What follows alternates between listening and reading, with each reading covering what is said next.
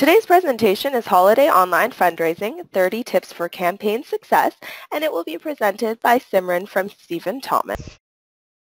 So I'm going to be walking you through 30 tips, one slide per tip, keeping it really simple. As Cindy already mentioned, all the slides will be available to you as well as a recording of the presentation. So don't feel like you have to actually write everything down. We're going to have everything available to you after the fact. And please do add your questions to the chat box in the screen to the right.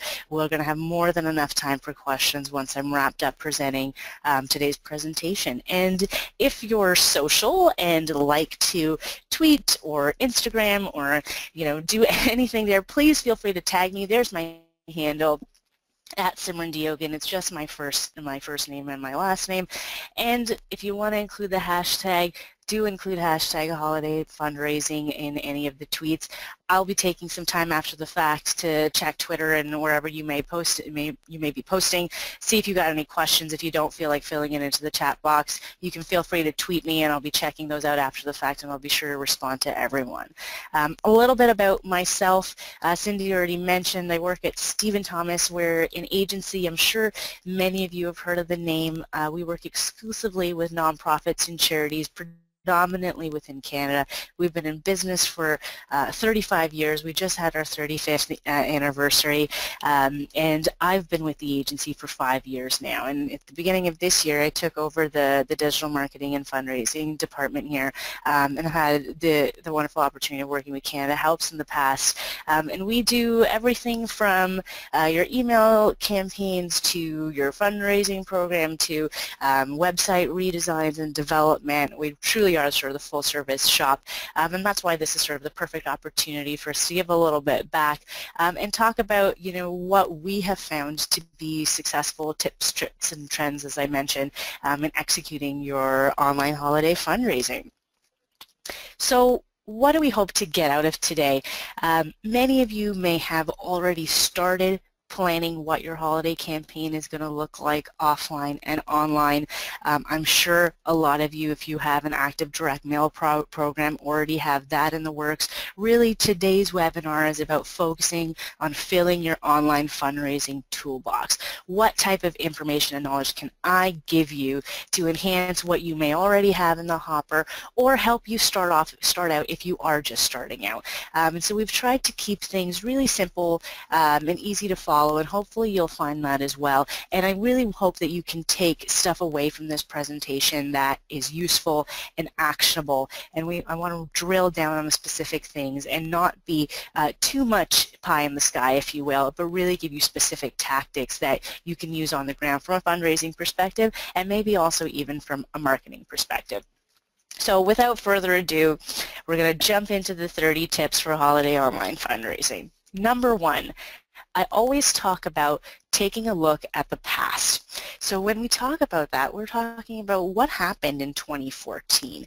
You always want to start with what you know. And I'm sure I've got a lot of fundraisers in the audience today, and I'm sure many of you are data people. Fundraisers love data. So you really want to go back and take a look at what did you do in 2014? Was it successful? And one of the key questions to ask after that is how did you measure success there? It's really all about analytics at this point. Before you can figure out what you want to do for the balance of 2015, it's great to have a retrospective mentality and take a look back what worked well last year if you did execute a campaign or any type of online initiative at that time of year. And then conversely, if you didn't, the question then becomes why. Was it a resourcing issue, a timing issue, maybe a combination of the two, and do you feel like that was potentially a missed opportunity as part of your fundraising program? Critical questions to ask and hopefully are able to answer.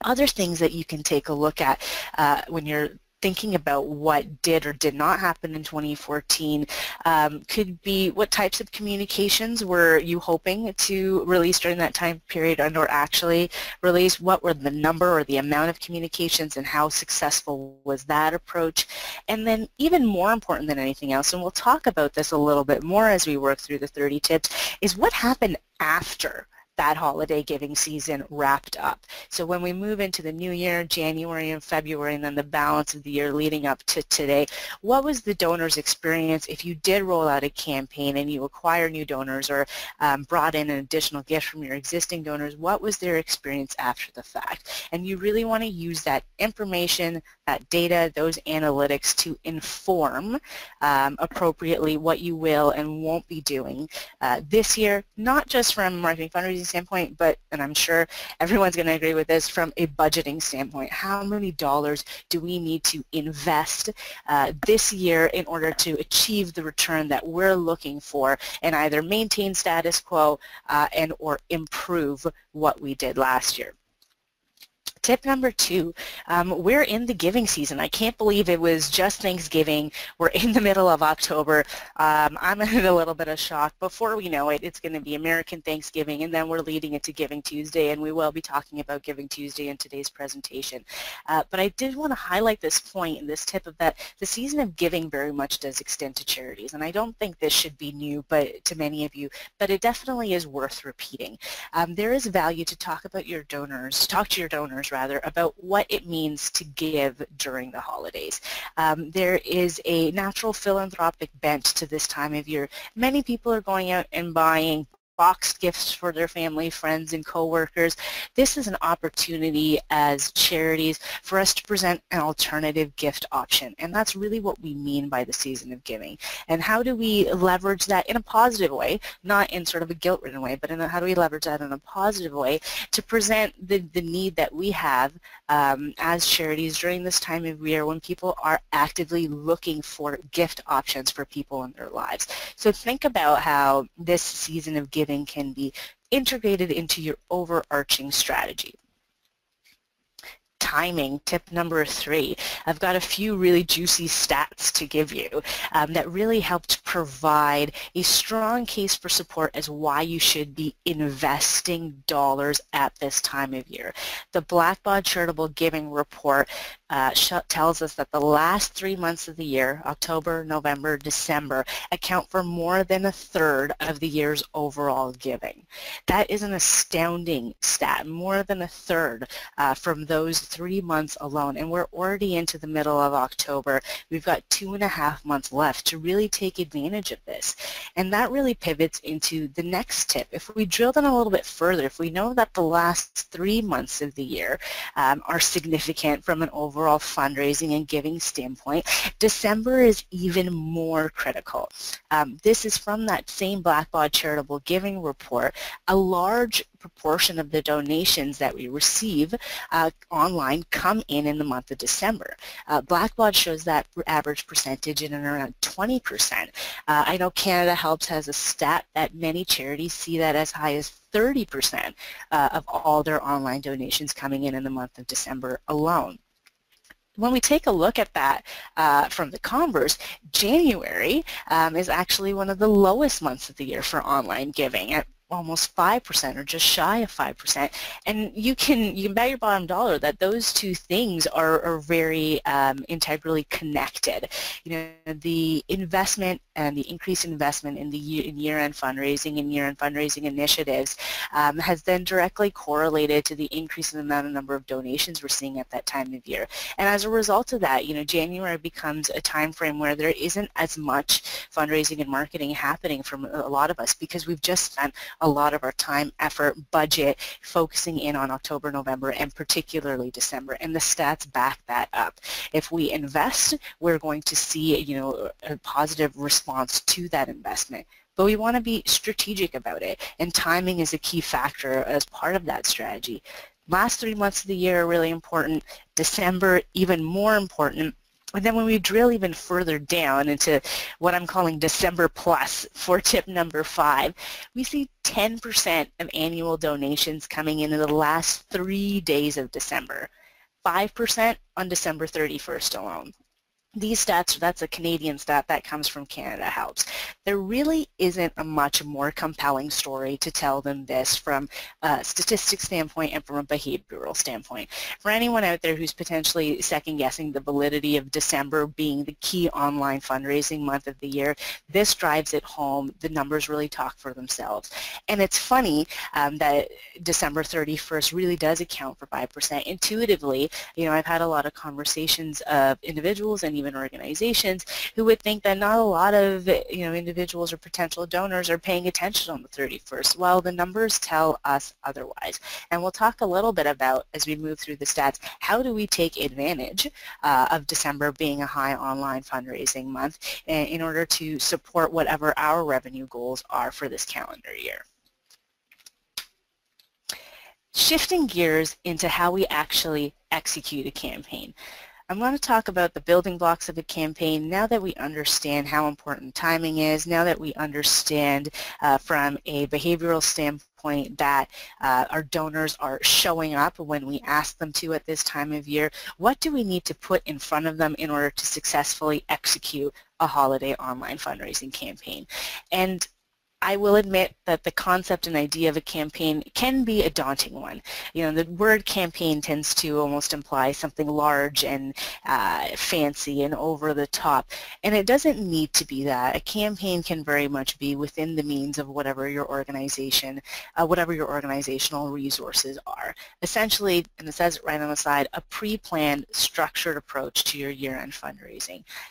It can be as simple as pulling out a piece of paper and putting ink to that paper to define what it is you're going to do. One objective, one message across your fundraising, across your marketing, and I've created this little diagram off to the left to really demonstrate that there are a lot of pieces to this puzzle. Thinking about, and we'll talk to each of these, the level of integration, what channels can we appropriately be in market in, and our resources will allow us to be in market in. Brand, how does that play a role? Who are our audiences? What are our calls to action? But really the takeaway here for however small or however large your campaign is that you have a singular objective and a singular message. The moment we start to overcomplicate, even over ask with multiple asks, is the moment we start to see a depression in our results. And when we're talking about fundraising, we want to give our donors a singular line of sight in terms of what we need them to do. And we'll talk a little bit about specificity and how important that will be to your campaign success. So moving into what the campaign building blocks are that you should keep in mind as you're building out your strategy for the year end. Tip number 7, even before you get to the tactical piece of the equation and figuring out all those things that I was mentioning about audience and calls to action, etc., you want to bring your team together. This is one of the most invaluable things, and we use it all the time at Stephen Thomas. It's part of our approach to how we work with charities and nonprofits, and it can be as much of an integral approach to how your organization works internally. We had one objective, we had one message. We also want to have one team and one goal. A lot of the times it can be difficult when, you know, resources are sparse, we've all got a lot on our plates, we're trying to execute campaigns on the side of our desk. You're bringing together the key stakeholders at your organization from day one. It's always important.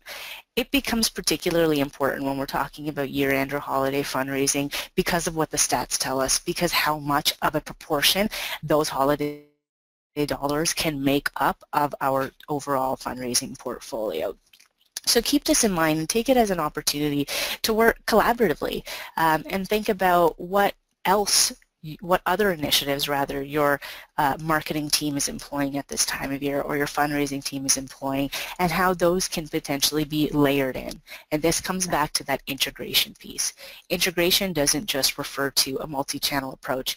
Integration also refers to your approach as an organization to leverage and use what you already have access to and what you already have planned as part of your fundraising calendar or marketing calendar.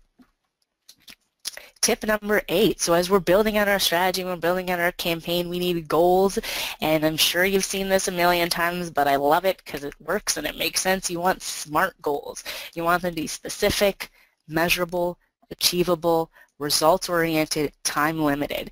It's cliche, but it makes sense and it works. What are your specific goals going to be? Are you going to hold a special event for X reason? Do you want to increase revenue over the last year, the last couple of years by this percentage? Are you looking to acquire signees to a petition? Is there a need for bringing on new volunteers for your organization? Specific, measurable, achievable, results-oriented, time-limited. That's where your campaign strategy and your campaign document becomes critical, because these goals will drive not only your overall strategy, approach, and whatever campaign you execute in market, they're also going to be critical in measuring the success of your campaign after the fact. And when we're at this time of year next year in 2016, you're going to go back and say, yeah, why did we do that the way that we did that last year, and how successful was it, and were there any gaps or opportunities that we missed? These goals, defining them in both qualitative and quantitative contexts, will help ensure that you're setting your path to success in the most appropriate way. And this is also what your senior team is going to want to see when you're pitching them for whatever campaign you want to push into market, and or asking potentially for more dollars to invest in your campaign. They want to know why you're doing what you're doing and how you're going to measure that success as the campaign is in market and after the fact. Brand. We saw it in that little chart a few slides ago, and it's something that I think is becoming much more of a prevalent topic in the charitable sector, more than it's ever been before. The conversations and understanding of brand are becoming more sophisticated. We're understanding as a sector that we're not just competing with other charities, we're also competing with other commercial or for-profit organizations that invest a lot in their brand. So don't forget about the importance of your brand message and being consistent. And this is particularly important at this time of year because your competition, and again, doesn't just include charities that are similar to yours or operate in the same space. It doesn't just include the nonprofit sector overall. It includes both of those groups and the larger competition on the commercial side. It's at its peak. Everyone is vying for potential dollars and potential revenue because it's the season of giving, because this is a period of time where lots of individuals are going out and shopping and making purchase decisions. You want to be even that much more conscientious of what your brand message is and how consistent you're being.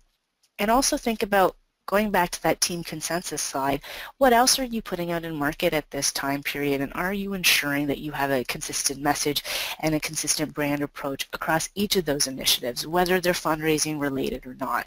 And again, that's why it's really important to bring your marketing team, or bring who you believe to be the important stakeholders to the table, so you can ensure that consistency from day one, and therefore mitigate any potential confusion in the marketplace about who you are and what you're asking for.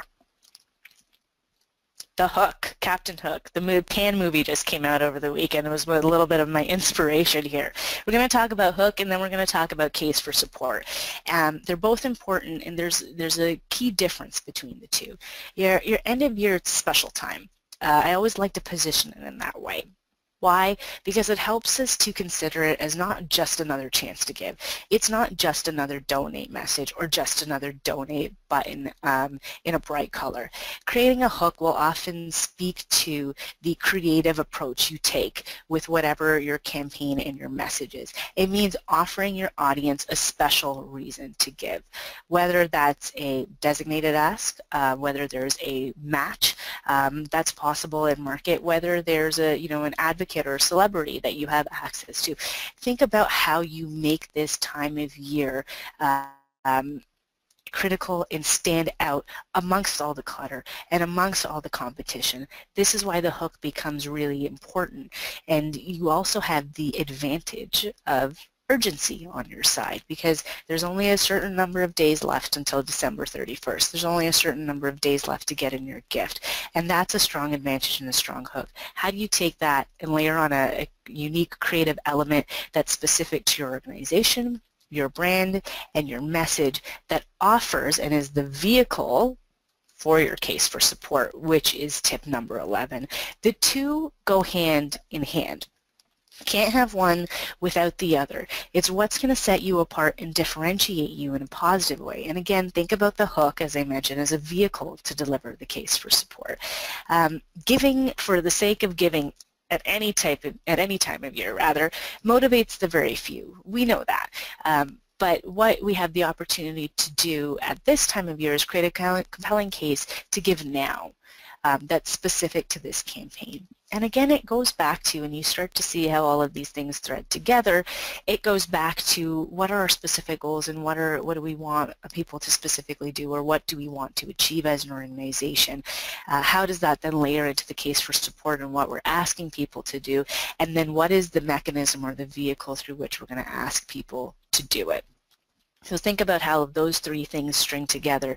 Make it special, unique, time limited. Again, those are aspects that will make your campaign special to this time of year, but will also compel your donors to make that gift before midnight on December 31st. They want a reason to give. Let's give them a compelling reason to give, and there's no lack of that.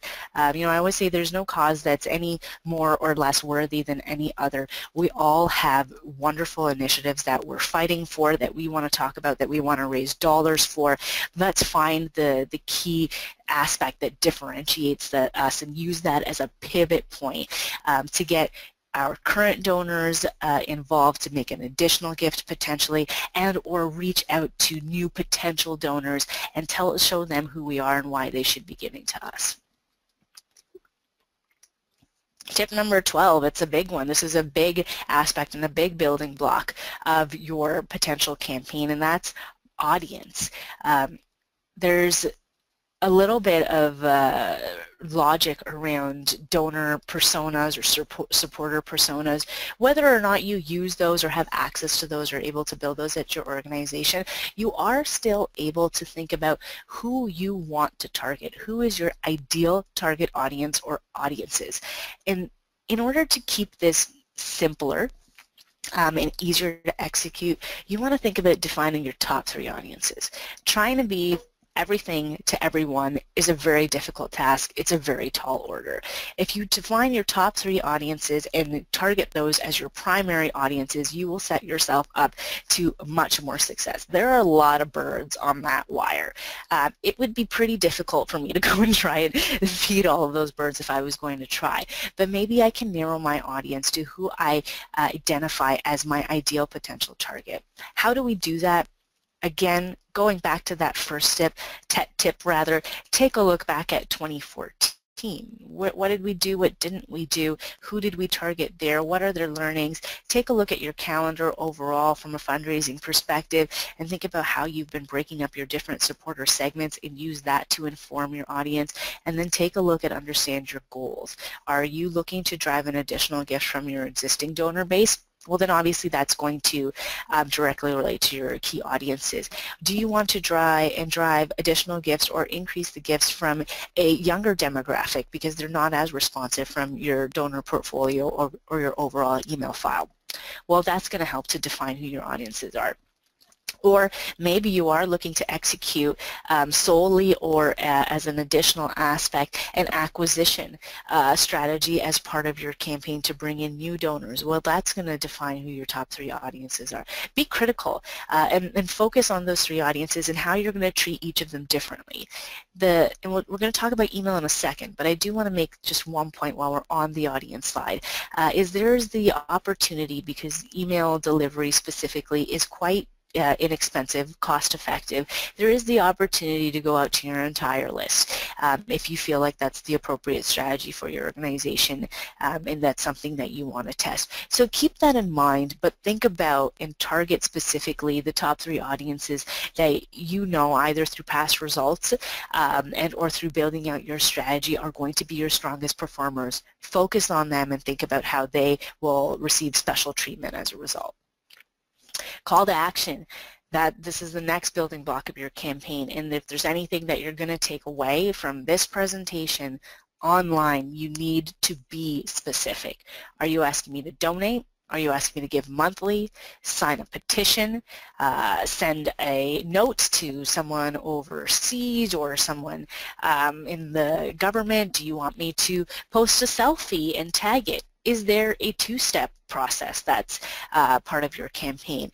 Whatever it is, go back to that one objective, that one message. Be single-minded and you will be much more successful with whatever campaign you execute.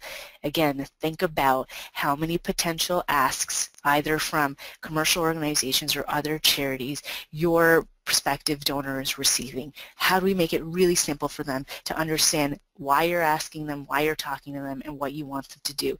Be specific, and keep a single-minded focus to your campaign. Partnerships, when we have them, aren't they great?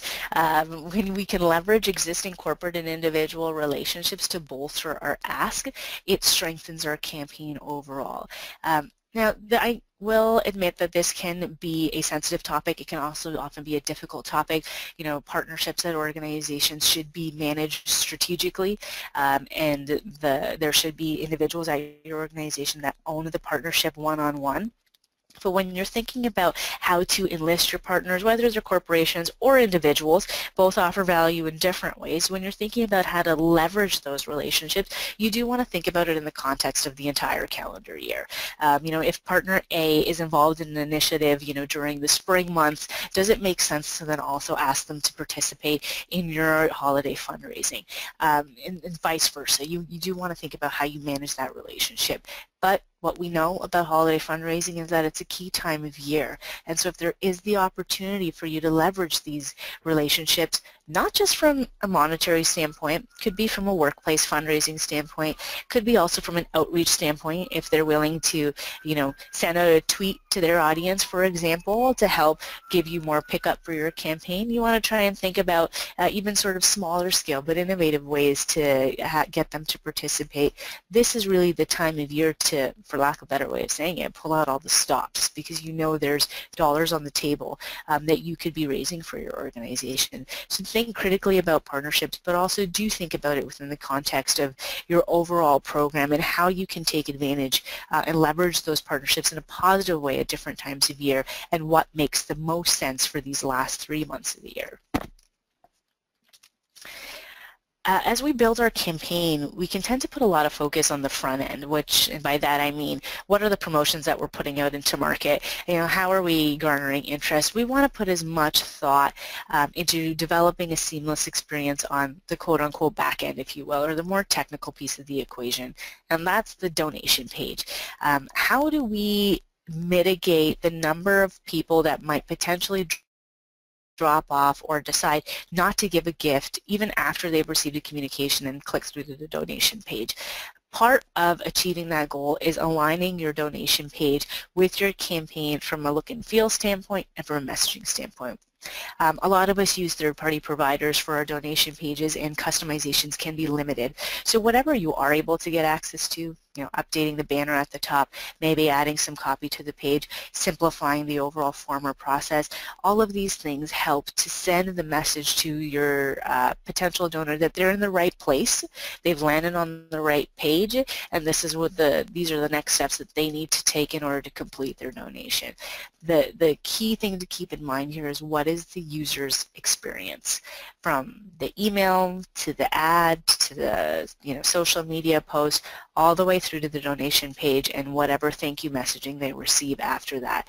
Think about what that experience looks like, but pay attention to that donation page. It's critical, and it's where, you know, it's that final moment where that donor is going to either put in their credit card information or not. How do we simplify it for them and mitigate the potential for them not completing that gift?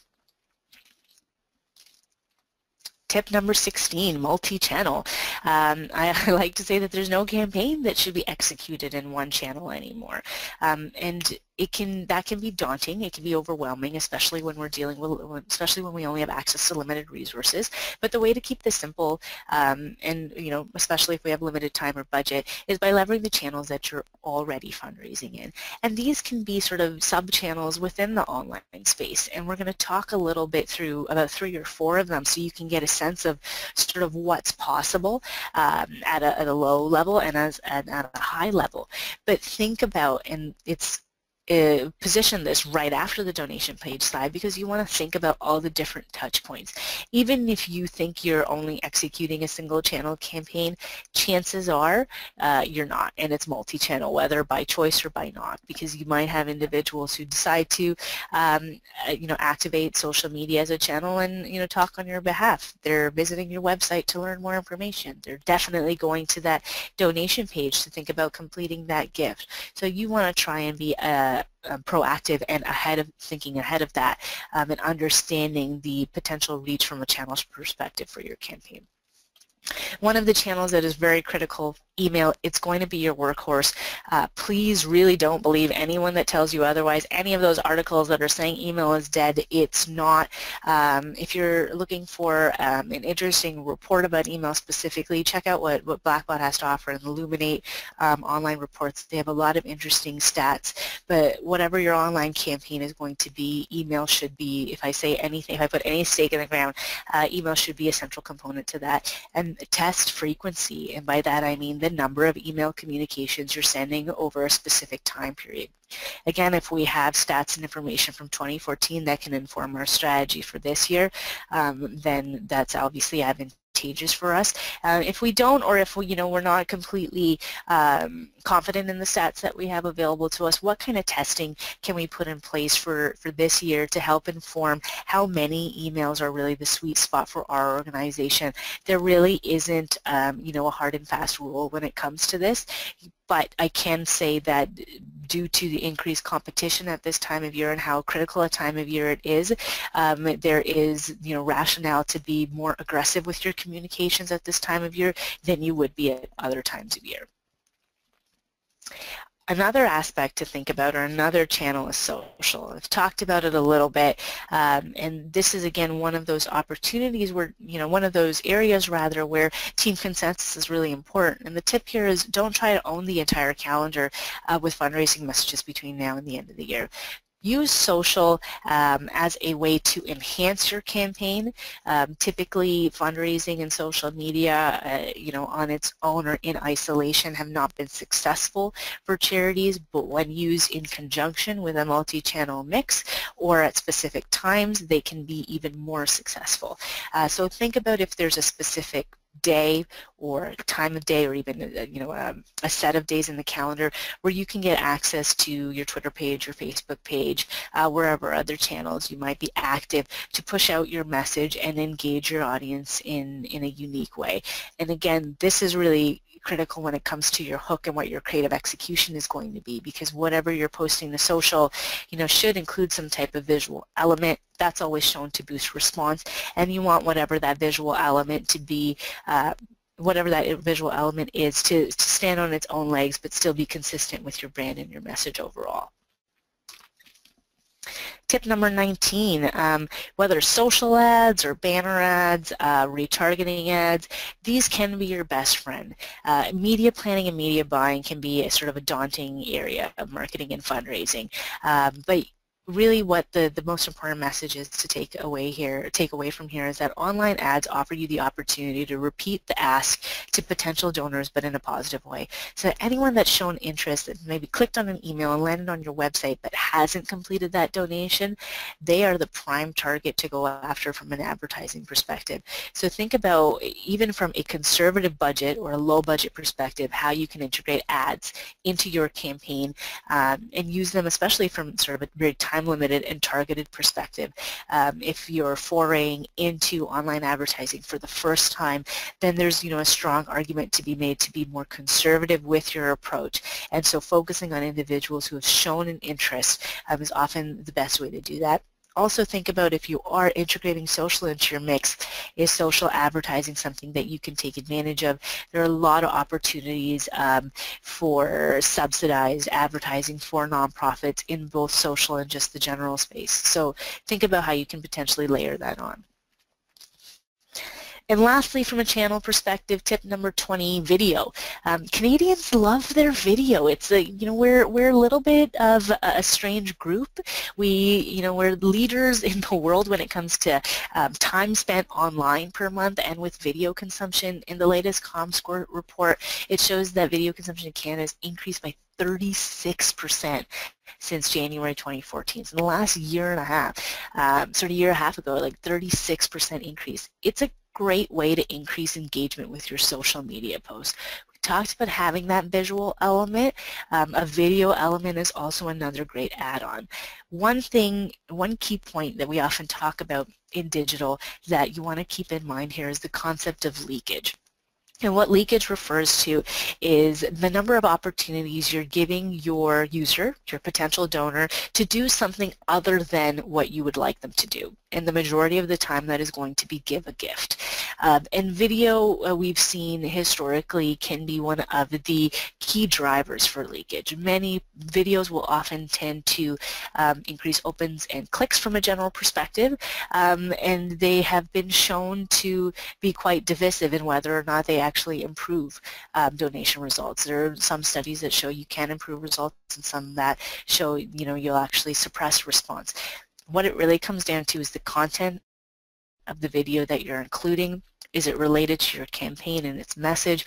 Where are you including the video to minimize leakage but enhance your ask? And it can become a little bit complicated, but if you do have access to video footage, just as part of your overall library, think about how you integrate that into your campaign. So again, it's one message and you're always ending it with that specific call to action we talked about before. So you're driving that key response as opposed to just driving a video view if your objective is more than just the video view. Tip number 21, so just as we talked about sub-channels within the online space, if we want to take a multi-channel approach, offline is equally as important. As I mentioned, many of you probably already dropped a mail, piece of direct mail. You might be planning something else within the November timeframe. Maybe there's telemarketing initiatives, face-to-face, an event coming up. Is there the opportunity for you to pick one of these channels and integrate it into your online campaign in a sophisticated way? Maybe the answer is yes. It may also be no. Oftentimes with these other channels, there's not enough time to do that. But you want to think about how can we bolster what we're doing. It could be something as simple as a buck slip, or it could be something even more heavily integrated into one of your offline initiatives. And again, bringing all of your teams together will give you a full picture of what's on the go and what you can and should take advantage of. Tip number 22, how much do we ask for is a challenging question. For a lot of us who use third-party providers, it's not easy for us to build dynamic gift arrays online.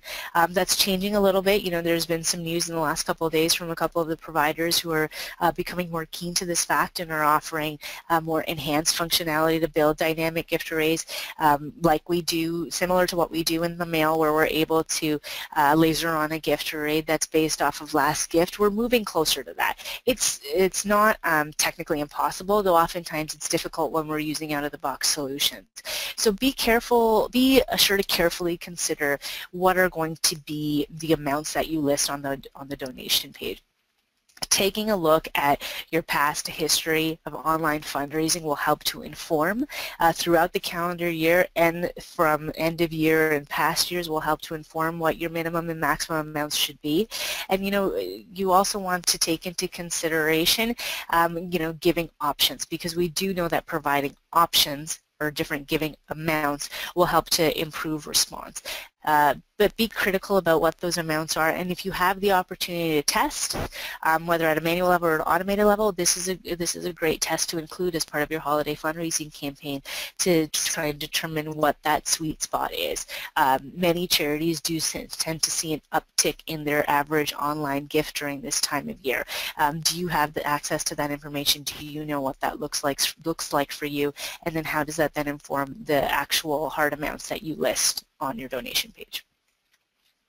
Tip number 23, be responsive, and this slide I love has very few words on it. Invest in a mobile-friendly experience from your email to your donation page, your website, whatever are going to be the touch points.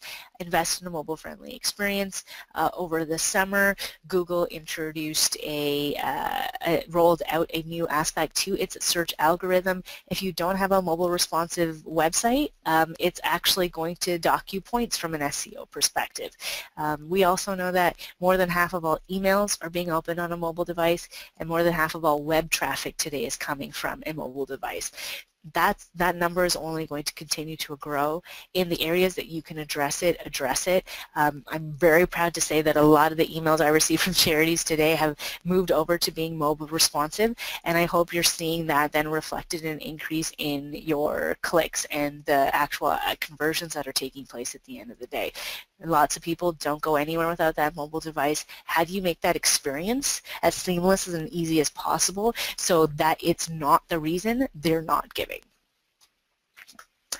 Giving Tuesday is very critical. It's tip number 24. Had a chat with my friends over at Canada Helps, and they gave me this amazing stat. Actively promoting Giving Tuesday will likely result in a lift of your donations. We can actually back that up. Canada Helps actually backs that up by saying an average increase of 93% was seen in 2014 in the number of donations were given to charities when they actively promoted Giving Tuesday, and 93% in the number of donations.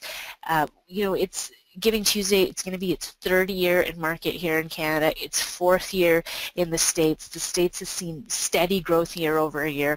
All the metrics point to a positive place. You know, whether or not it will be a movement that has long-term longevity, it is something to keep in mind, something to take advantage of. The stats speak for themselves.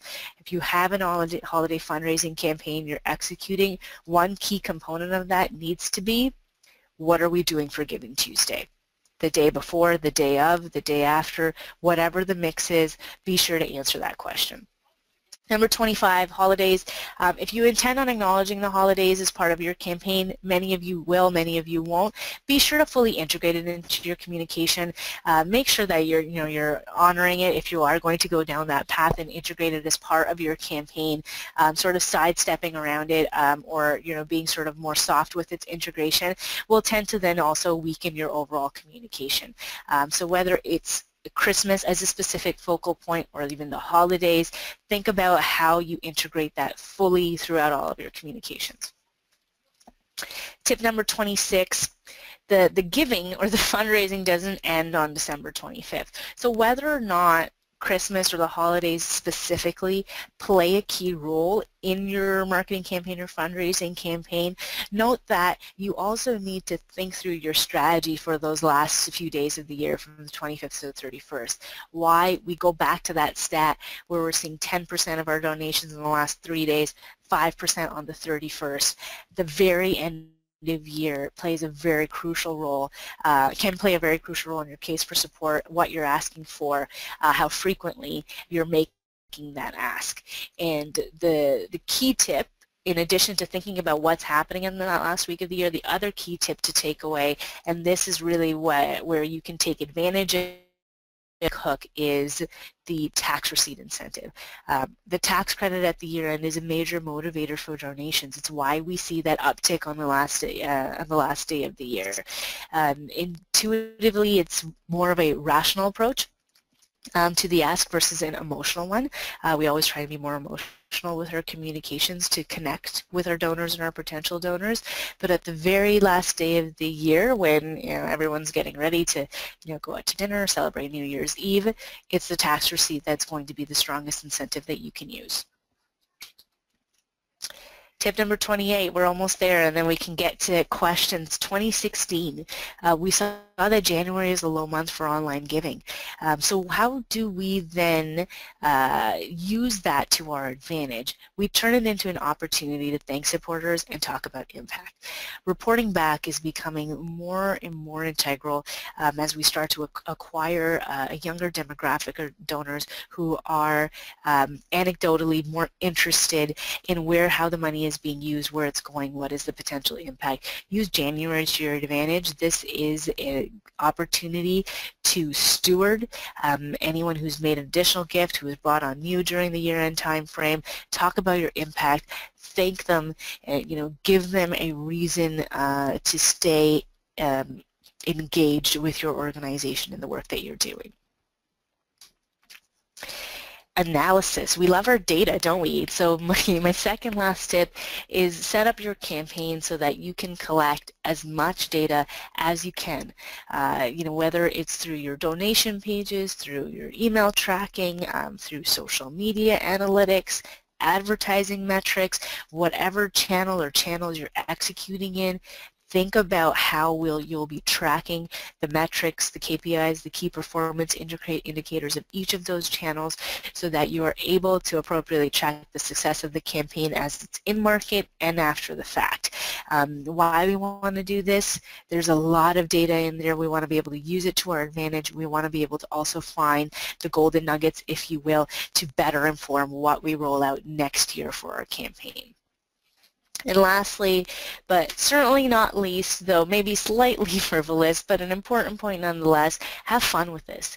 Encourage your team, your agency, whomever you work with to come up with new ideas. Think about different ways to execute things that you've done in the past, or execute different elements of offline channels online. How do you make the most of what you're already doing?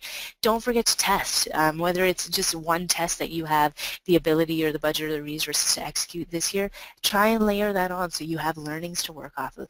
Get energized. This is a great time of year for online fundraising. Online fundraising might overall make up a small proportion of your overall fundraising portfolio. That slice of the pie is only going to keep growing. This is a great opportunity to get out there with something new and exciting, and also to get your team energized about what you're doing from an online fundraising perspective. So that's enough talking from me. Now we can move over to some questions. Thanks so much, Simran. That was so awesome. So many really great tips in there. It's important to get started on your holiday fundraising campaigns now. If you haven't time's running out. Did I mention that? Time's running out. Okay. So we'll take some time for a question and answer period. If anybody has any questions, type them into the questions log on your screen. So I'll give you a moment to do that. And while you do type in your questions, I do have a very quick announcement to make. Let me just switch over to my slides here. Okay, so, sorry, just give me a second. Okay, so for anyone that has a full fundraising account with Canada Helps, you can now embed your customized donation forms into your website so that donors never have to leave your site when they're making a donation. This is something that charities have been waiting for. It's really exciting, and doing so is very simple. Just a matter of getting the embed code from your Canada Helps charity account and copy and pasting it onto your site. And the example you're seeing on this page is from Youth Unlimited, and you can see how they've already embedded theirs. So to learn how to do that, go to www.canadahelps.org/en/training videos. And if you don't have a full fundraising account, you can get one for free today. Okay, so I see a lot of great questions coming in right now. Simran, are you ready for me? I'm here. Yeah, I'm here. Let's go. Okay. Okay, I'm seeing a lot of great email questions, actually. So the first one's from Stephen. How do you expand your email list when it's very small? One of the great things about this time of year is that you can try and go out to market with sort of different initiatives. So a lot of people are going to be going out with fundraising, and what you're talking about, Stephen, is something more along the lines of lead generation. There's quite a few tools available with networks like Care2 and Change.org where you can invest relatively small amounts of money to acquire new names in a more cost-effective way in order to increase the size of your list. One of the things I didn't get to touch on is that quantity does play a significant role with any type of online fundraising. Not at the sacrifice of quality, but the more access, the more names you have access to, generally, the better your overall results are going to be. So take a look at social networks that have been designed specifically for charities and nonprofits like Care2. Also think about opportunities to engage with people that might be already liking you in a social media setting but haven't already signed up for your newsletter. That's a great opportunity to provide a value add to their audience, and then also add those names to your list. And then the other thing I would add or suggest is think about what you're already doing in your offline channels where you're potentially not acquiring all the contact information you could, specifically email address, and layer that in, whether it's direct mail, over the phone, however you're getting access to other names. Create a low barrier so that people can get engaged without necessarily having to make a gift, and then use more of a two-step approach where you've acquired their email address and their contact information and then can go out to them with stewardship messaging and follow that with fundraising messaging. Okay, awesome. Thank you. Okay, our next question is from Leah. When is the recommended time frame to launch a holiday campaign to be competitive and to see the best results without launching too early? Without launching too early? That's an excellent question. Typically, the benchmark I like to use is within the mid-November time frame. It really obviously depends on the focus area of your organization. Lots of organizations will have specific months or even within sort of the last 3 months of the year where there are initiatives or themes that they'd like to take advantage from a media perspective. A general rule of thumb is mid-November, especially if you're going to be going out with what I would call a slightly more aggressive approach or aggressive campaign. That gives you a 6-week time frame until the end of the year, until December 31st, and ideally gives you the best chance to build momentum with your campaign and acquire the most amount of dollars. Okay, great. All right, let's see here. Our next question is from Ryan. What should be the minimum and maximum gift amounts for a startup organization? If we're talking about, it's a difficult question to answer, and that's kind of why I wanted to call it out in my presentation. I think more charities are being savvier about the donation amounts they list on their donation page. Historically, it's sort of been a standardized model, predominantly dictated by the third-party providers of the donation pages, though you're able to change those amounts. If you're starting out, you really need to think about it from a testing perspective, so testing different amounts and the success of those amounts. What we do know about online, and there's a lot of reports that speak to this, is your average gift online tends to be within the $90 to $100 range. There's a couple of reports that have been listed that have been put out recently that also help to support that logic. So if you are looking at a more entry-level position, starting out around $25 and then using your sort of $100 as a middle ground benchmark, and then maybe another gift amount above that, can be a general rule of thumb. But again, I will stress that you need to find what works for your organization.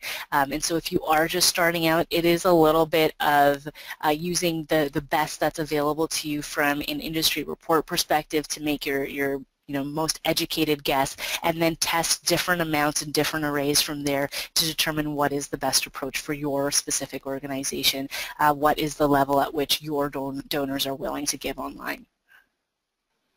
Okay, thank you, Simran. Our next question is from Chris. How does one calculate the CPA prior to starting a fundraising campaign, and how does it play a role into the types of marketing you focus on? how do you calculate the cost per acquisition before starting a campaign? That's a good question. I mean, if we have access to historical data, obviously that's going to help inform what we should or shouldn't be doing. If you haven't engaged in an online fundraising campaign in the past, then you really want to try and take a look at what other channels you've been engaging in acquisition in to provide you with a general benchmark. The reality is, unfortunately, until you execute a campaign within a new channel, you won't actually have an accurate enough benchmark. But that's all the more reason to execute a campaign in that channel, to provide you with the access to data, information, and analytics so that you can determine what is the accurate cost per acquisition for your organization. The other aspect to keep in mind is if you are, and I suggest that you do, implement a multi-channel approach, it does make it more complicated to calculate what that potential cost is going to be. So there's a lot of aspects and pieces to that that you need to take into consideration. I believe there was a second piece of that question, which now I've forgotten. If you could repeat it, Cindy. Yeah, sure, no problem. Okay, actually I've removed it from my queue now. Chris, if you want to send me a tweet of what it was, I'll be sure to respond to you. Yeah, or Chris, if you want to go ahead and just type that back in there, I'll repeat it to Simran. Okay, so our next question is from Jessica. Any recommendations for how to promote holiday online fundraising without making your donors feel like you're always asking for money? We recently did a big fundraiser at the beginning of October and don't want people to feel overwhelmed. Right. Yeah, it's an excellent question. Again, it goes back to that point of thinking about what are your other initiatives that you have in market. So it's great that you're thinking already strategically about not wanting to overwhelm your audience so that you end up with fatigue from your donor base. In order to, I think, to mitigate that, I would start your campaign potentially later in order to allow for more breathing room. I mean, it really does depend on what this type of event was and how aggressive and how much money you raised. But the wonderful thing about December is it is that special gift, that year-end gift. It's tied to the end of the year. It's tied to your tax receipt incentive. So that's a great reason in and of itself to ask. And if you are able to layer on, a special creative hook, then it helps to, I think, it helps to mitigate that. The other thing to keep in mind is the audience aspect to it. So how are you segmenting the audiences that are going to receive this campaign? And what's included in that is there anyone that we feel we need to reasonably include that we do not want to solicit again for whatever reason? So think about how do we use December and the end of year and the tax receipt to our advantage, and then also how do we use smart segmentation to our advantage in order to prevent any potential fallout from asking again. Okay, awesome. Chris got back to us. He said the second half of his question was... Thanks, Chris. Yeah, thanks, Chris. It was, and how does it play a role into the types of marketing you focus on? I mean, the biggest role it's going to play is obviously from a budget standpoint. So, I wasn't able to really provide you with, I think, the key formula that potentially you were looking for to calculate CPA. Online, it can be very much about how long is a piece of string. If you're looking to engage in advertising as well as email as well as social, and social can be, one of the more harder channels to track, you really want to think about how you are portioning out your spend across these different channels. Historical data is going to be key in that. If you're unsure or don't have access to either historical online data or offline data, then I would put a little bit more emphasis on email, again, as the workhorse of your campaign, and then use the results from that to then build out an appropriate budget and projection model for the upcoming year. Okay, awesome. Thanks, Simran. So we're at 3:05. Did you want to take on a few more questions, or should we get back to the rest of them via email? I'm not sure if you I can take on, why don't we do one more? Okay, so I have a great question. Why don't we do one more? Yeah, sure. And I see a few questions about Canada Help Services, so I'll get back to those those inquiries afterwards. Okay, so our next question is from Elia. Is it a good season to reach out to potential new business donors? If so, what is a good approach? Yeah, I think, you know, it's a little bit of probably a tough time of year from that perspective.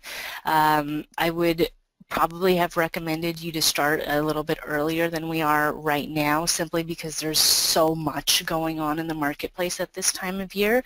But if you were going to tie it into a specific approach, again, I think as much as we want to be specific with our general donors, we want to be equally as specific with these organizations where there is a natural tie or natural connection between what they do and what you do, and if there's the opportunity to create, you know, a specific partnership and connection. That's really the best way to approach it if you're talking about it from a partnership standpoint. If you're talking about it more from a workplace giving standpoint, because I'm not sure from which angle you're approaching it, from a workplace giving standpoint, again, that's something that's relatively easy to layer on to whatever your individual giving campaign is going to be. So I think there's a few different ways to cut it. I'm not quite sure from which angle you were thinking about it. Hopefully that gives you some sense of direction.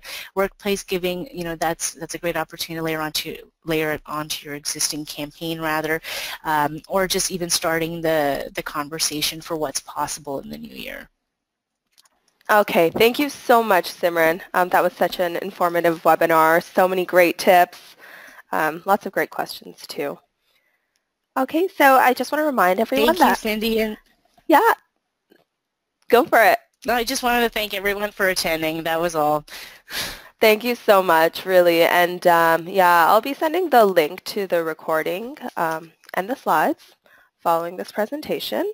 Simran, did you have any final words for the audience before we sign off?